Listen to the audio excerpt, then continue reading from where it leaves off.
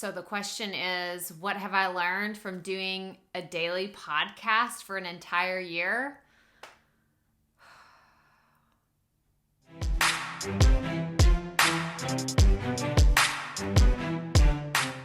Hey y'all, Krystal here today, and I'm super excited to kind of give you a debrief of what it's been like to have a daily podcast for a year. I can't even believe it's one of those things. Like, it feels like it's been an eternity, but it also feels like it just started yesterday. Like, I have so many really fun things to share with you, but I just want to tell you, like, up front, like, what a daily podcast means for me. So if you've been around here for a while, you know that I have the Proffitt Podcast. This is my podcast that I've been doing for 3 years now, and it comes out every Tuesday and Thursday. But I also have the Poddy Report. This is my daily podcast, and this is the one that I started on March 28th, 2020. That's when we launched, and if you're watching this video in real time, we just hit, like, a few days ago. We hit our 1 year mark on this podcast. Now, let me give you some of the details, and then we'll really dive into what I've learned from it and what I think you can take away as well if you're thinking about doing a daily podcast. So when I say daily, I mean it comes out Monday through Friday, and it is 5 minutes or less. Yes, you heard that. Did you think this was going to be like a 30-minute long, hour producing, like all the things? No, it's 5 minutes or less. And I don't do any editing on this show, okay? Outside of, I'll take away some mouse clicks that I hear just because they drive me crazy. But other than that, if I mess up, I simply click delete and I start over because it's 5 minutes or less. So this is definitely one of the perks of having a daily podcast and why I think that it's a really cool way to start. But let's dive into some of the things that I've learned and the stats, because everyone always wants to know about the stats. And let's talk about some things that I think would be important for you if you're thinking about considering a daily podcast. Now, before we dive too deep into the nitty-gritty of the numbers and the stats and all those things, I wanted to tell you a little bit about why I created this podcast in the first place.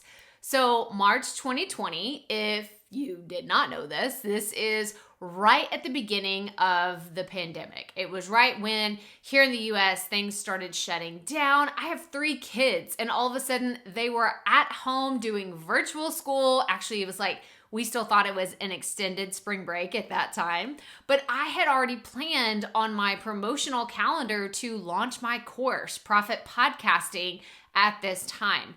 But then I was seeing like people were losing jobs, and then it just didn't feel right to launch then it was priced at $300 course.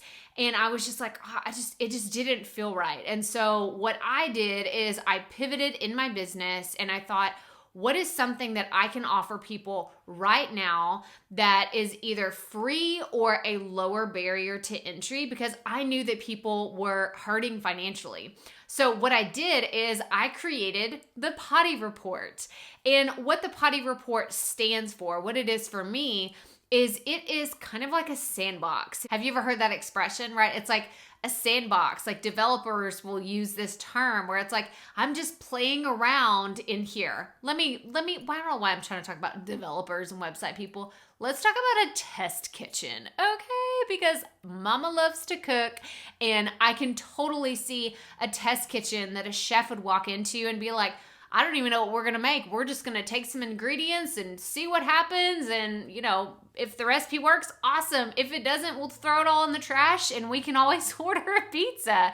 But that's really what I think about the Poddy Report. I didn't know what I was doing. I just knew I wanted to pivot and offer something to my audience that was new, that was different, but it also wasn't going to be straining on me to create more content because it's 5 minutes or less. And just like, here's a little spoiler alert, I batch these episodes every week, and it takes me less than 30 minutes because they're 5 minutes or less, 5 days a week. So that's 25 minutes for me to record an entire week's worth of the Poddy Report. So just a little spoiler alert for you.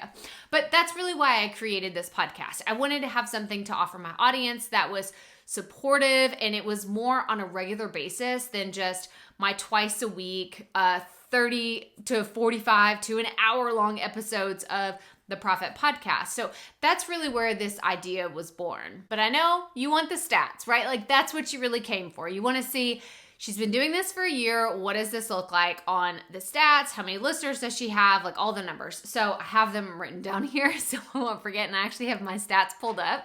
So I'm going to be looking at them. But we have published more than 261 episodes in 12 months. That means we didn't skip a lot of dates, right? Like we didn't go on vacation. Let me take that back. We went on vacation. Me, my family, we went on vacation, but the podcast never stopped. There was no seasons. It was one long season, and it has been more than 261 episodes. If I knew that there was going to be like a time crunch, I just recorded shorter episodes, right? Because I said 5 minutes or less. That was my commitment. And so it became really easy to not skip weeks and stay consistent with the show.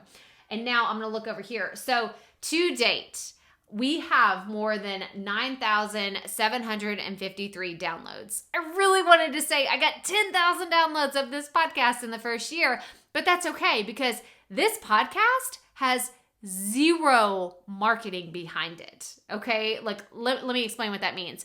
My regular podcast, I do show notes. There's a website that's super fancy. I do promotional graphics, sound bites. I guest on other podcasts and I talk about it, like all the things. I do a lot of marketing, heavy lifting for the Proffitt Podcast.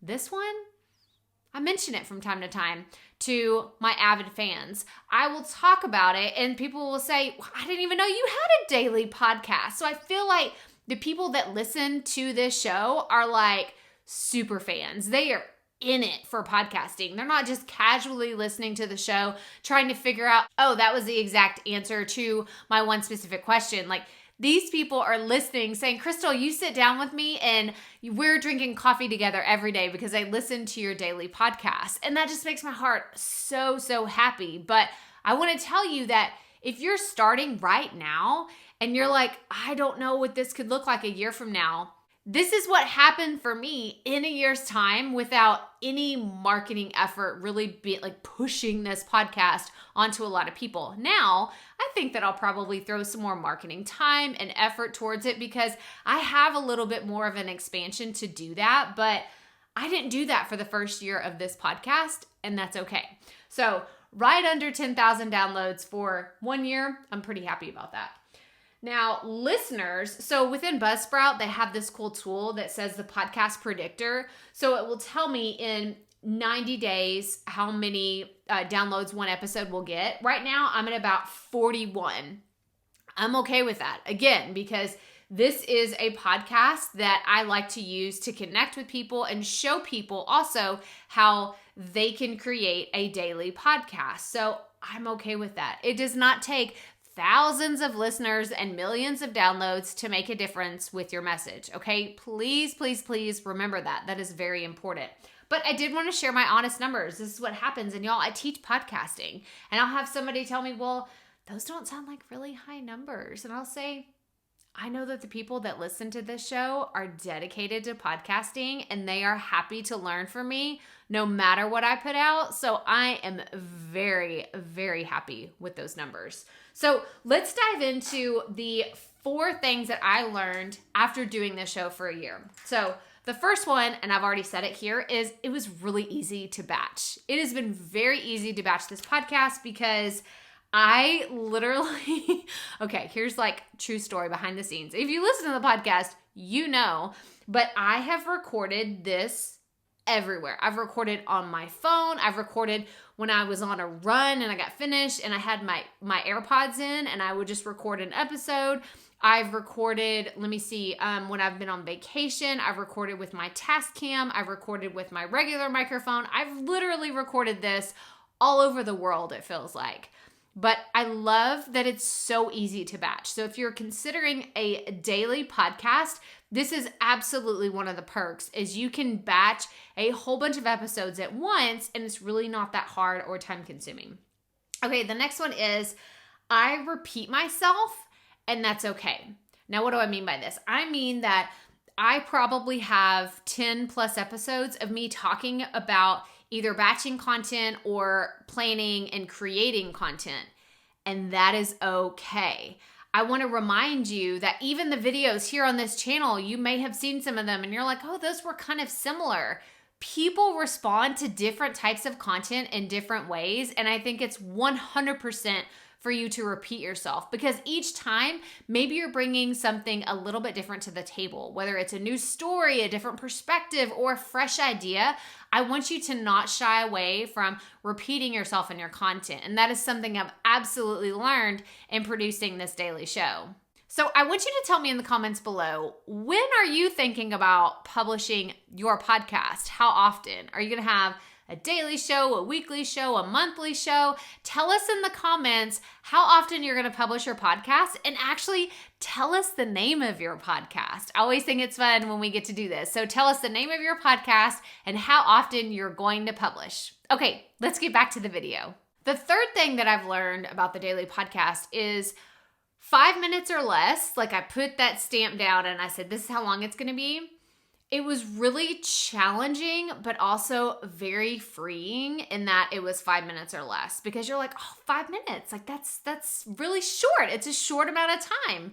But then when you look at, while you're recording and you're like, oh my gosh, it's already been 2.5 minutes and I haven't even gotten to the point. So over the year, I have learned how to get more tight and concise and clear whenever I'm speaking, and it's actually helped me create better videos here. It's helped me be better in other pieces of my content creation, and I have to say, it is a really fun creative challenge. So if you want to try like a little experiment with your show, maybe create a bonus episode for your podcast. If you're like, I don't want to do a daily show, create a bonus episode of your podcast and challenge yourself for it to be 5 minutes or less, talking straight through, beginning to end, 5 minutes or less, and see how you can do it. I want you to come back and tell me, like, I took the challenge and did 5 minutes or less. It was really hard. It was really easy, or I made a ton of mistakes. Whatever that looks like for you, I want you to come back and tell us. But the last thing that I have to share with you today is